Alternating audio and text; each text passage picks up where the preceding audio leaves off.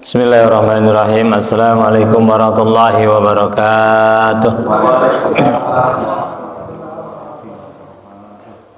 Hamdan wa syukran lillah, salatan wa salaman ala rasulillah Muhammad ibn Abdullah wa ala alihi wa sahbihi wa mawalah, wa la hawla wa la quwata illa billah.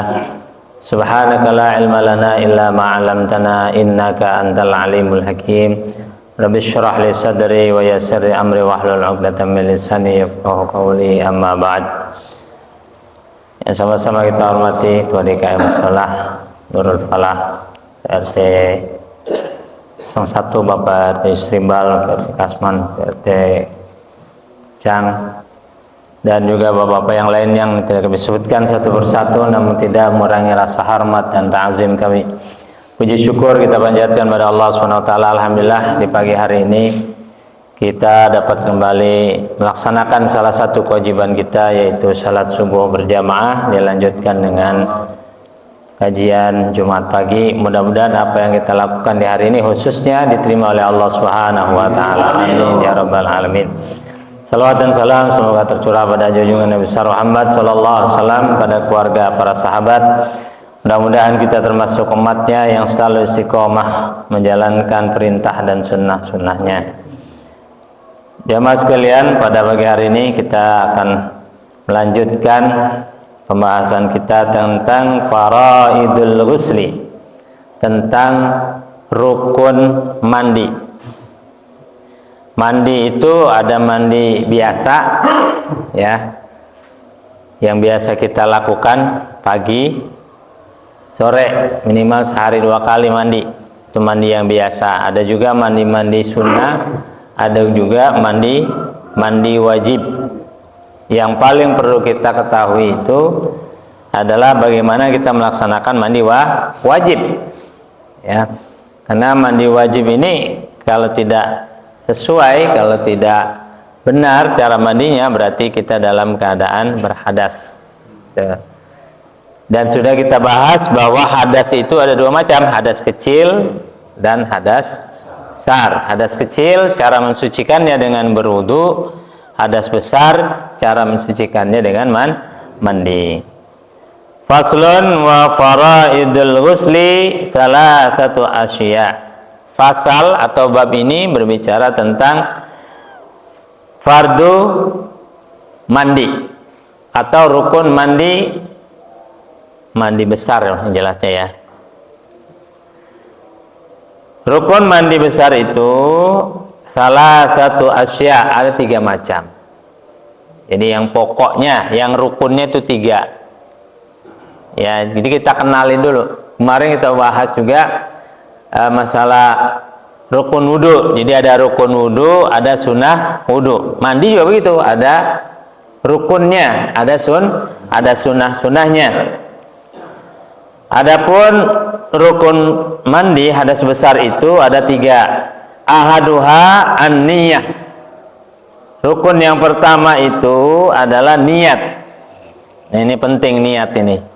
Jadi setiap pekerjaan itu selalu ada di niatnya. Kalau kita niatnya benar, insya Allah apa yang kita lakukan juga benar, ya. Fayanwi al-junub rab al-janabah awil hadatil akbar wa nahwu dzalika. Maka orang yang berhadas, ya, orang yang junub itu dia akan berniat rab al-janabah awil hadatil akbar. Jadi niatnya menghilangkan jinabah, junub, atau menghilangkan hadas besar, ya. Biasanya kita membaca lafaz niatnya nawaitul ghusla li raf'il hadatil akbari fardhol lillahi ta'ala. Ya, jadi kalau mandi hadas besar akbar, ya, junub. Kalau wudu li raf'il hadatil asghar, hadas kecil. Fardhol lillahi ta'ala, fardu karena Allah ta'ala, ya. Nawaitul ghusla li raf'il hadatil akbari fardhol lillahi ta'ala. Aku niat mandi untuk menghilangkan hadas besar karena Allah ta'ala. Ya, itu niat, lafaz niat namanya.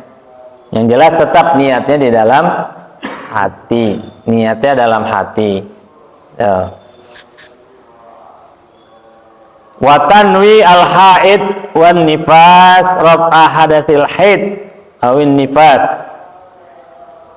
Bagi yang hadasnya itu berupa haid, jadi kalau perempuan itu haid atau nifas, maka dia niatnya adalah raf'a hadatsil haid. Ya.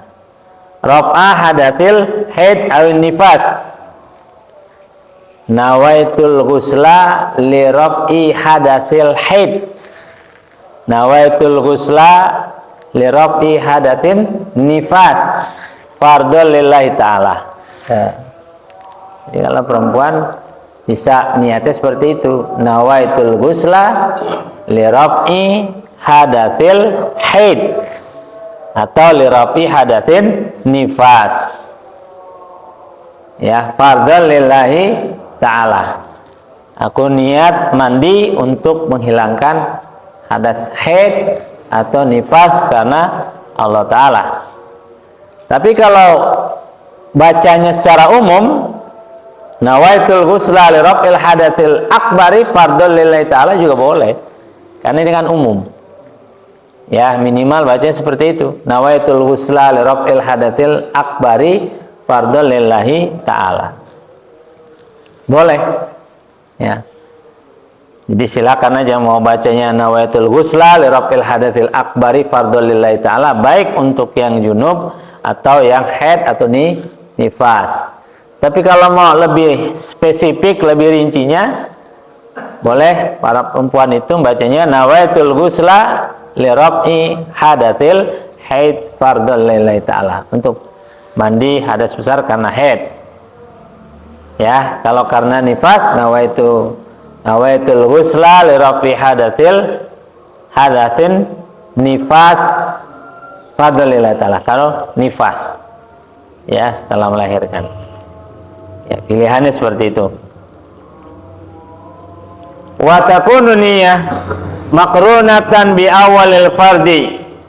Niat itu dibarengi dengan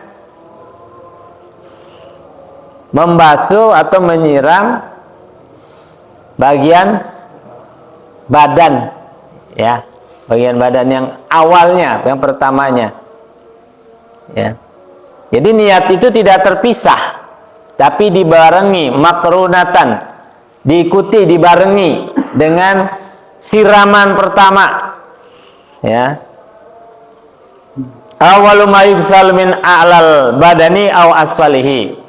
Jadi niat itu dibarengi ketika kita membasuh atau menyiram bagian tubuh kita, bagian badan kita, baik bagian dari atas mulainya atau mulainya dari bawah. Gitu. Jadi niatnya di awal ketika menyiram bagian badan kita, baik dari atas ataupun mulainya dari bawah. Gitu. Cuma secara umumnya kita seringan dari atas kepala, kan? Atas kepala. Padahal dari bawah juga boleh, dari kaki dulu. Jadi ketika awal membasuh bagian kepala atau bagian kaki, itu sudah niat. Sudah niat. Ya. Tapi secara umum kebanyakan kita basuhnya dari kepala, gitu. Ya, dari kepala. Maka ini perlu diperhatikan. Banyak juga orang yang mandi, sebelum mandi dia ke kamar mandi itu, ya, karena badannya masih dalam keadaan panas, gitu ya. Kalau tidak tahu tata cara mandinya, maka bisa jadi bisa kaget, kan suhu badan kita panas ini, tiba-tiba kena airnya dingin, apalagi sekarang nih cuacanya kayak begini, jam 4.15 sudah subuh, mandi dingin, kaget, itu bisa pingsan. Ya, bisa jatuh di kamar mandi, gitu. Ya, makanya kenapa kok boleh itu dari kepala dulu atau dari kaki dulu boleh, walaupun secara umumnya kita seringan kita dari kepala, jarang dari kaki gitu kan. Nah, untuk mencari amannya ya kita siram saja dulu dari kaki, ya kan, sampai dengkul, siram. Tuh. Kemudian disiram lagi sampai bagian perut, disiram lagi sampai bagian leher sini, segini. Nah, itu untuk apa? Itu untuk menstabilkan suhu badan kita. Bahkan ini untuk mandi biasa juga seperti itu. Kita mandi-mandi biasa, bukan mandi wajib, caranya begitu dari kaki. Dari kaki, ambil dengkul, siram lagi sampai perut, siram lagi sampai leher, segini. Kepalanya jangan disiram dulu. Ini biar uapnya naik. Suhu badan kita panas, uapnya naik. Sebentar, berapa detik, ya, setengah menit. Biasanya untuk mengisi kekosongan, kita sikat gigi dulu, gitu. Baru nanti dari kepala, bagian kepala, basuh dengan niat, gitu. Kalau itu mandi wajib, mandi hadas besar. Kalau mandi biasa, oh sudah. Kalau mandi hadas besar seperti itu. Dulu sampai leher, belum niat tuh, ya. Baru kita niat dari kepala. Ini kita membasuh bagian kepala, dalam hati kita, nawaitul ghusla li raf'il hadatsil akbari fardhul lillahi ta'ala. Baru terus bawah gitu. Ya. Tapi kalau ada yang mulai dari bawah, dari kaki, dia membasuh kaki, kemudian dia dalam hatinya niat, boleh juga. Boleh. Ini sini kitab sini dijelaskan seperti itu. Cuman karena nggak lazim, jadi kita nggak terbiasa. Terbiasanya dari kepala gitu. Makanya disihat-sihati gitu aja. Ya. Maka ini mencegah juga daripada pingsan atau jatuh di kamar mandi. Berapa banyak itu orang seperti itu? Karena suhu kita panas ini. Kena air dingin, kaget ya.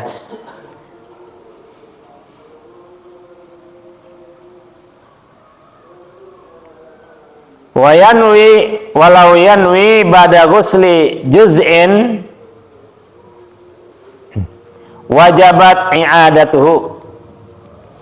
Kalau dia niatnya setelah membasuh atau menyiram ya, sebagian daripada badannya atau tubuhnya, maka harus ngulang gitu. Jadi kalau niatnya itu bukan di pertama, dia udah membasuh nih ya, kakinya dulu atau tangannya dulu atau badannya dulu, baru dia niat, maka harus diulang gitu. Makanya tadi kalau misalnya dari basuh dari kaki terus sampai dengkul, sampai perut, sampai leher, kan udah dibasuh itu, maka niatnya harus diulang. Maka ketika basuh kepala nanti karena suhunya udah normal, basuh kepala baru niat gitu. Karena kita udah dahului dengan membasuh kaki, membasuh perut, membasuh sampai leher badan, maka niatnya diulang. Jadi kalau sudah dikerjakan membasuh yang bagian-bagian yang lain sebelum bagian utamanya, maka niatnya kudu diulang gitu ya, diulang. Maka yang lebih aman ya seperti itu, mulai dari kaki ya belum niat aja dulu, terus sampai segini suhu badan kita udah normal, baru kita mulai niat di basuhan pertama, mengguyur kepala kita gitu ya. Cuma juga harus hati-hati, kalau mungkin kalau kita pakai toren, pakai keran bukanya kan kita aman. Tapi kalau kita pakai bak atau pakai ember besar itu, pakai gayung, nah ini hati-hati. Ketika kita ambil, jangan sampai tangan kita kena kobok gitu ya. Atau kita ambil, kita basuh, kita guyur kepala kita, nah percikannya masuk ke situ, nanti jadi mustakmal itu. Hanya harus hati-hati ya. mustakmal. Maka yang aman ya udah zaman sekarang itu ada toren ya kan, ya torennya penuh, buka di keran, ya tinggal guyur kita kan, tinggal guyur, itu lebih aman, ya lebih aman. Kecuali memang udah musimnya, udah musim kering, kita nyimpen air, maka itu hati-hati. Ya kalau pakai bak atau pakai ember besar ditutup. Ya maka kalau pakai gayung, maka gayungnya yang panjang, dagangnya panjang, jadi enggak, ya cipratannya nggak masuk ke situ atau nggak ke kobok, gitu. Tangan kita nggak kena air yang di situ. Ya. Wa izalatun najasati in kanat ala badanihi ay al-muktasil. Yang kedua, tadi kan pertama rukun mandi besar itu, hadas besar itu adalah niat. Yang kedua, izalatun najasah, menghilangkan najis. Ya. In kanat ala badanihi, menghilangkan najis yang ada di badan. Ya, yang ada di badan kita, kalau kita ini kena najis, contohnya bekas kena pipis, ya, atau kena bekas buang air besar, najis tuh, ya, hilangkan, bersihkan, gitu. Dibersihkan dulu, dibersihkan. Wa hadza ma rajahu ar-Rafi'i wa alaihi fala yakfi ghaslatan wahidatan lil hadath wan najasah. Menurut Ar-Rafi'i, tidak cukup dengan satu basuhan dari hadas, ya, dan menghilangkan najis. Jadi tidak cukup sekali siramnya, 2 kali atau 3 kali gitu. Kalau emang di badan itu ada najisnya. Jadi nggak cukup 1 kali siraman, 2 kali atau 3 kali. Kenapa? Karena di situ ada najisnya, nggak cukup. Warajah An-Nawawi, tapi menurut Imam An-Nawawi, al-iktifa bi ghaslatin wahidatin anhuma wa mahallahuma ma idza kanat an-najasah hukmiyah. Tapi menurut Imam An-Nawawi cukup dengan 1 siraman. Ya, walaupun di situ ada najisnya, seandainya itu najisnya najis hukmiyah. Jadi ada najis hukmiyah, ada ainiyah. Najis hukmiyah itu adalah najisnya udah nggak kelihatan, tapi hukumnya ada tetap najis. Misalnya di tangan kita ini kena air kencing, ya, karena udah kering kan nggak kelihatan lagi itu bekas kencingnya, ya. Tapi hukumnya masih najis itu, gitu. Tangan kita atau kaki kita nih, misalnya kita punya bocah, gendong cucu, gitu ya, kan kencingin tuh, ya, lananya basah, bajunya basah, kena badan kita, kan najis berarti kan? Karena dia udah kering, ya, bekas pipis itu kan udah nggak kelihatan kan? Tapi hukumnya tetap najis, itu namanya hukmiyah. Hukmiyah namanya. Hukumnya ada, tapi udah kelihatan. Bekas pipis udah nggak kelihatan, gitu. Ya. Jadi menurut Imam Nawawi kalau seperti itu boleh 1 kali siraman. Tapi kalau najisnya itu ainiyah, masih ada, kelihatan bekas najisnya itu, maka harus 2 kali siraman, gitu. Ya.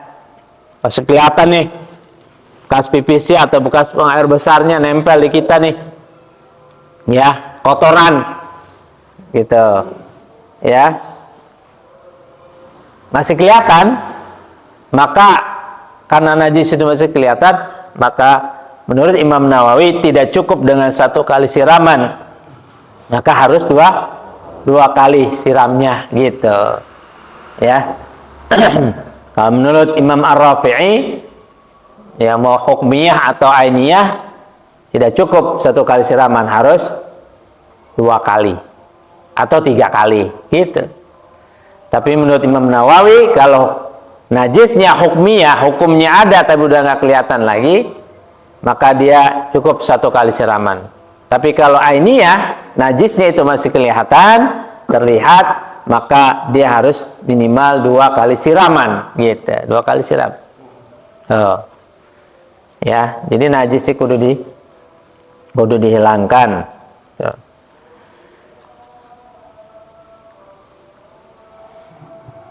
Wa isalul ma'i ila jami' sya'ri wal basyarah. Yang ketiga, yang pertama niat, yang kedua menghilangkan najis yang ada di badan, yang ketiga adalah meratakan air ke seluruh ya rambut dan kulit. Nih. Jadi yang ketiga itu meratakan air, ratakan air ke seluruh rambut, baik itu rambut kepala, ya kumis, ya jenggot, ya rambut ketiak, rambut kemaluan, semuanya diratakan. Airnya harus rata sampai ke kulit-kulit kita ini. Tuh. Sampai ke kulit.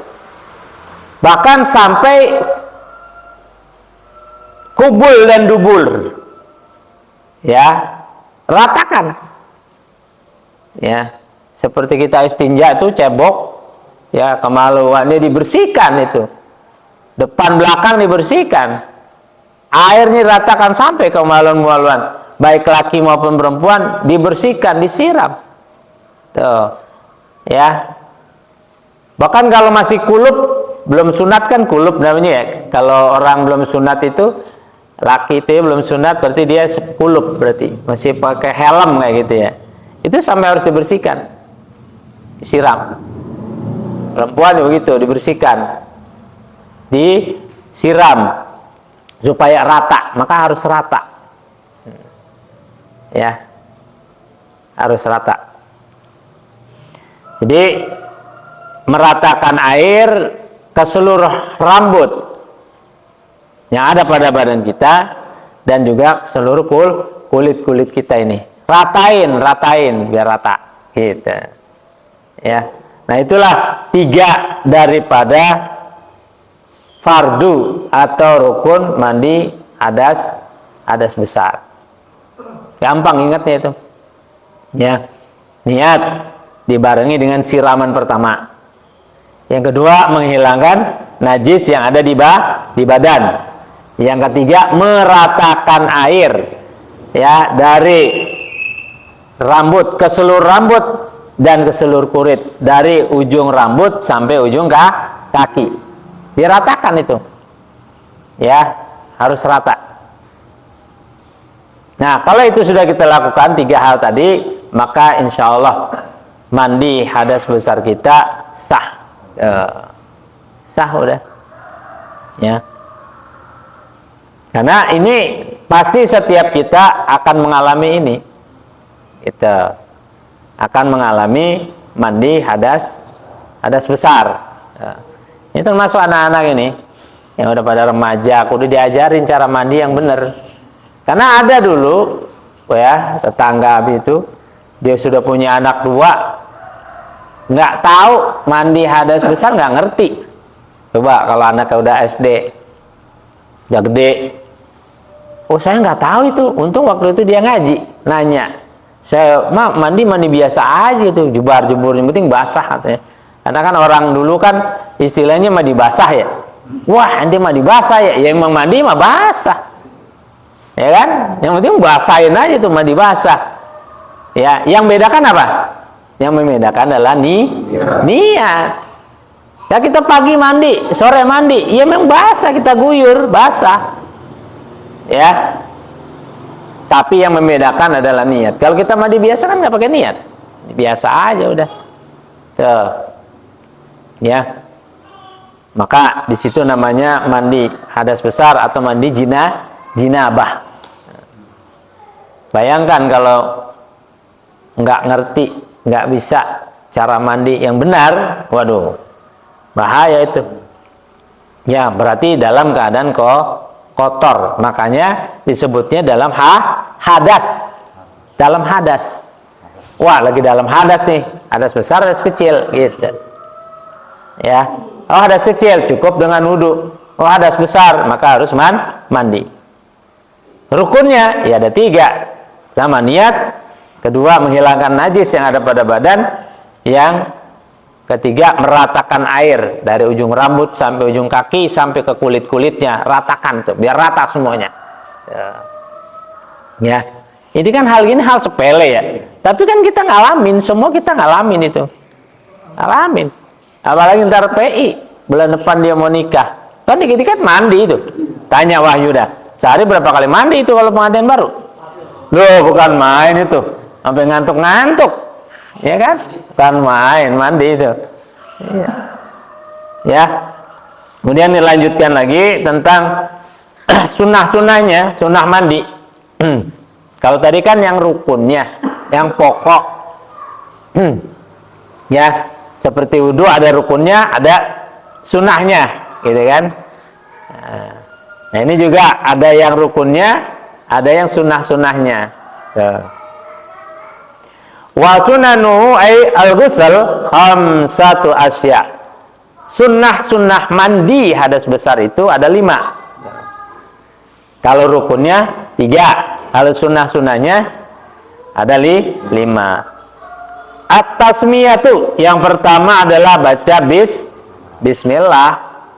Jadi sebelum mandi kita baca bismillah. Bagaimana kalau di dalam kamar mandi, di situ ada WC-nya? Ya bismillahnya dalam hati. Jadi ketika buka air itu udah bismillah. Tuh. Ya, karena bismillah ini luar biasa. Ya, sampai ada hadisnya itu kullu amrin dibalin la yubda'u bi bismillah fahuwa aqta.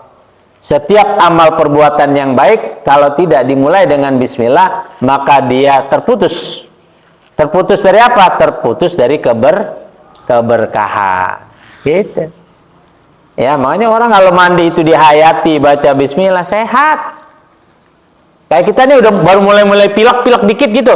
Mandi jangan malah takut. Diguyur itu dari kepalanya, gitu ya, dengan tata cara tadi mandinya itu dari bawah dulu, terus digebek begitu ya, malah sehat. Di situ ada bismillah. Dengan baca bismillah maka tidak terputus daripada keberkahan. Makanya apa-apa bismillah. Tuh, bismillahirrahmanirrahim, nyabut duit deh, kasih bini buat hari ini belanja. Tuh, bismillah mau sedekah, bismillah mau ini, bismillah. Ini bismillah ya. Jadi sunnah-sunnahnya yang pertama adalah bismillah. Wal wudu kamilan qablahu. Sunnah yang kedua itu ya, pertama bismillah, kedua berwudu secara lengkap. Gitu. Jadi sunnahnya kalau mandi hadas besar itu kita baca bismillah, kemudian kita wudu secara lengkap. Lengkap kita wudu. Ya. Bukan wudu separoh, tapi lengkap. Tuh, jadi sunahnya dibasuh dulu. Sebetulnya kenapa sih pakai di wudu dulu? Kembali lagi, suhu badan kita ini panas. Kalau langsung kita guyur, takutnya pingsan, kaget. Coba contohnya gini dah. Kita habis olahraga itu kan panas. Boleh nggak kita minum es? Nggak boleh. Bisa langsung pingsan orang kan, kaget karena suhu badan panas. Itu diantara hikmahnya. Gitu. Wudu dulu, ya. Kalau ibarat orang main bola, pemanasan dulu, gitu. Dinginin dulu badan kita, sesuaiin suhunya. Makanya wudu, gitu. Wudu dulu. Tuh. Jadi yang pertama itu sunnahnya dan baca bismillah, yang kedua wudu, ya, wudu secara lengkap.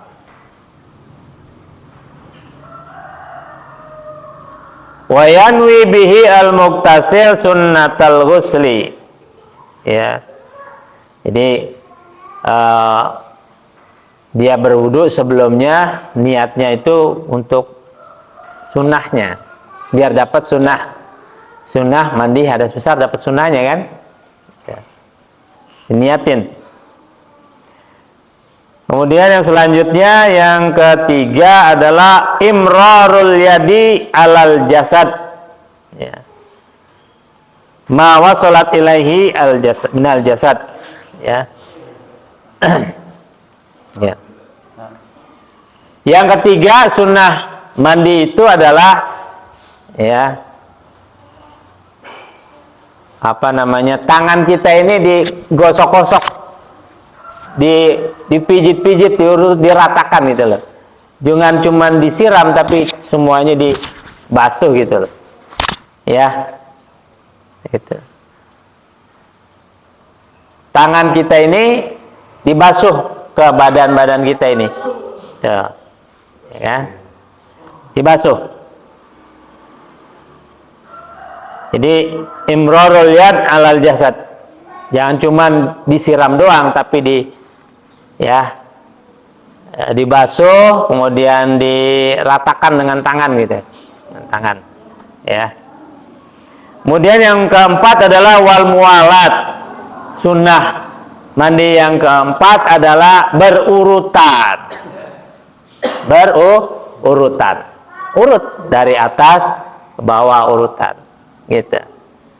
Ya, dari atas ke bawah. Atau kalau tadi ada yang mengatakan boleh dari bawah, berarti juga urutan dari bawah terus naik ke atas. Urutan. Jangan dari atas membasuh rambut, kepala, habis itu langsung ke kaki, baru ke perut, baru ke dada, baru ke leher. Jangan gitu. Itu namanya nggak urut. Ya. Tidak urut. Harus urutan. Berurutan dari atas ke bawah atau dari bawah ke atas. Wa taqdimul yumna alal yusra. Mendahulukan bagian yang kanan daripada bagian yang kiri.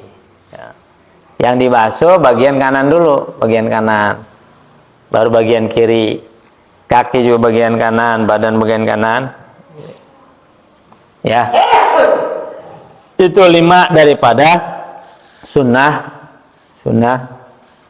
mandi hadas besar. Ya. Jadi kalau rukunnya itu ada 3, sunnahnya ada 5. Artinya apa? Yang sunnah itu apabila kita kerjakan kita dapat pahala. Kalau kita nggak pakai itu sunnahnya tidak berdosa. Yang wajib adalah rukunnya yang 3. Yang paling gampang yang 3 aja deh kita.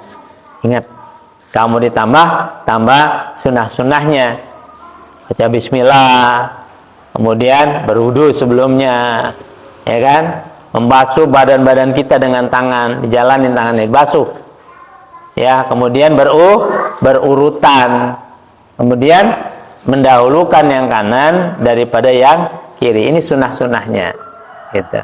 Kelihatannya banyak, tapi ketika kita praktek mandinya sedikit. Mudah itu. Sudah diingat. Nah, ini yang penting ya, yang kita hadapi dalam kehidupan kita sehari-hari. Ya, mandi. Nah, itulah mungkin ya pembahasan kita tentang mandi wajib dan juga masalah rukun beserta sunnahnya. Mudah-mudahan dengan kita pelajari ini semakin mengerti kita, semakin benar ibadah kita, ya, sesuai dengan tuntunan-tuntunan agama kita. Karena fikih itu harus benar-benar paham. Tidak paham, salah, ini repot kita. Ya, mungkin silakan ada pertanyaan baik masalah mandi maupun masalah yang lainnya. Kita ada waktu sambil menunggu isyraq bentar lagi. Kalau nggak ada, kita tutup dengan doa. Maka hal-hal seperti ini penting, perlu kita pelajari. Ya, nah, suatu saat pasti kita akan mengalaminya. Tuh, ya, apalagi berbicara masalah mati, ya kan? Wajib itu dimandikan dan caranya mandi dengan benar. Serahkan pada ahlinya, tapi tetap kita harus tahu ilmunya. Suatu saat kita mengalami, maka kita bisa. Ya, kalau ngandelin amil aja, kalau amilnya ada, kalau nggak ada, makanya asisten nih, tolong Pak RT itu, Pak amilnya jangan sendiri baik, kasih asistennya. Ya, yang bantuin kemana-mana, sehingga nanti ini amilnya lagi halangan, asisten udah siap. gitu, udah siap ya. Jadi ada kalau pilot itu co-pilot ya, ada co-pilot yang kira-kira pilotnya lagi halangan, co-pilot itu bisa gantiin. Itu saja, mari sama-sama kita berdoa pada Allah SWT, mudah-mudahan semuanya pada sehat ya, pada berkah, usahanya lancar, yang pada punya niat yang baik mudah-mudahan segera dikabul oleh Allah Subhanahu wa taala. Al-hadini al-Fatihah. A'udzubillahi minasyaitonir rajim. Bismillahirrahmanirrahim. Alhamdulillahirabbil alamin, arrahmanir rahim, maliki yaumiddin. Iyyaka na'budu wa iyyaka nasta'in. Ihdinas siratal mustaqim. Siratal ladzina an'amta 'alaihim ghairil maghdubi 'alaihim waladdallin. Amin. Astaghfirullahaladzim. Lakal hamdi maulana ma'budi karim. Allahumma shalli ala sayyidina Muhammad wa ala sayyidina Muhammad. Allahumma anfa'na bima 'allamtana wa 'allimna ma yanfa'una warzuqna ilman yanfa'una fid dini wad dunya wal akhirah. Allahumma inna a'udzubika min 'ilmin la yanfa', min qalbin la yakhsha', wa min du'ain la yusma', min nafsin la tashba'. Rabbana ighfir lana dhunubana wa liwalidayna warhamna kama rabbayana shaghira. Rabbana hab lana min azwajina wa dhurriyyatina qurrata a'yun waj'alna lil muttaqina imama. Rabbana atina fid dunya hasanah wa fil akhirati hasanatan wa qina adzabannar. Subhana rabbika rabbil izzati amma yasifun wa salamun alal mursalin walhamdulillahi rabbil alamin. Subhanakallahumma bihamdika asyhadu an la ilaha illa anta astaghfiruka wa atubu ilaik. Assalamualaikum warahmatullahi wabarakatuh.